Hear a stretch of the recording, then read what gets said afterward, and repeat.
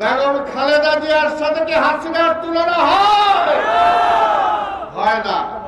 অনেক অত্যাচার, অনেক নিপীড়ন হয়েছে। এই আইনমন্ত্রী আনিসুল হক বহু কথা বলছে, ওই ব্যাটারে প্রতিদিন কোর্টে আনতে হবে আর নিতে হবে, আনতে হবে আর নিতে হবে। বুঝতে হবে যে কিভাবে আমাদেরকে কষ্ট দিচ্ছে। যে বিএনপির কোন নেতা নাই, খালেদা জিয়াও নাই, তারেক রহমানও নাই। আজকে হাসিনা কোথায়? পালাইছে, পালাইছে। ওই ভুয়া ওবায়দুল কাদের তারে লইয়া পালাইছে। বাদা ভাঙা কাউয়া। আজকে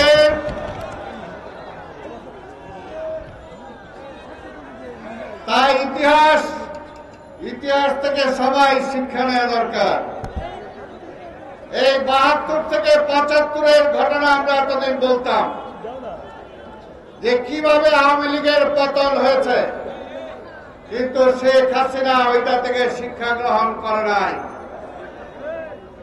বেগম খালেদা জিয়ার সাথে কি হাসিনার তুলনা হয় না? বেগম খালেদা জিয়া এই দেশ থেকে কি ভাগে গেছে? ভাগে নাই। এখনো বেগম খালেদা জিয়া আছে এবং বেগম খালেদা জিয়া সসম্মানে আওয়ামী লীগ খুঁজে পাওয়া যায় না।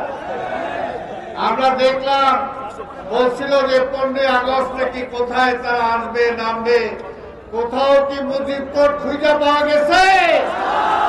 মুজিব কোর্ট নাই। যারা 2-4টা পড়ছিল এগুলো খুঁজলে হয় নদীতে ফেলাইছে, আর না হয় তলায় রাখছে, বালিশের তলায়। মুজিব কোর্ট যদি কোথাও রাস্তায় দেখেন, প্রথম 2-1টা গণঅধিকার দিয়ে তারপরে পুলিশের কাছে দিবে। সোজা কথা, অনেক অত্যাচার, অনেক নিপীড়ন হয়েছে। এই আইনমন্ত্রী আনিসুল হক বহু কথা বলছে, ওই ব্যাটারে প্রতিদিন কোর্টে আনতে হবে আর নিতে হবে, আনতে হবে আর নিতে হবে। বুঝতে হবে যে কিভাবে আমাদেরকে কষ্ট দিচ্ছে। তাই ভাইয়ের আমার বক্তব্য আমি বলেছি, দীর্ঘায়িত করব না।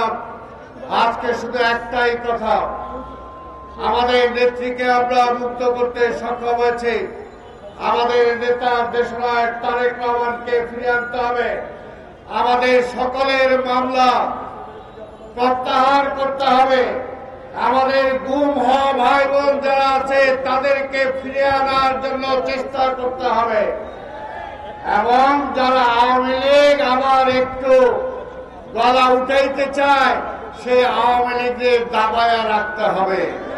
পরিষ্কার কথা, আগে হত্যা মামলা হবে, বিচার হবে, তারপরে নির্বাচনে প্রার্থী হতে পারবে কি পারবে না পরে বিবেচনা হবে। কি বলেন? পরিষ্কার কিনা? 15 দিনটা নির্বাচন করেছে, আমাদেরকে নির্বাচন করতে দেয় নাই, জনগণকে ভোট দিতে দেয় নাই। আর এখনই তার পোলা ওই বাইরে থেকে বলতেছে না বিএনপি আছে, আওয়ামী লীগও থাকবে। আরে বিএনপি তো সংগ্রাম করে আছে, আওয়ামী লীগ তো পালাইছে। আওয়ামী লীগ কোথায়? আওয়ামী লীগ হল গণশত্রু।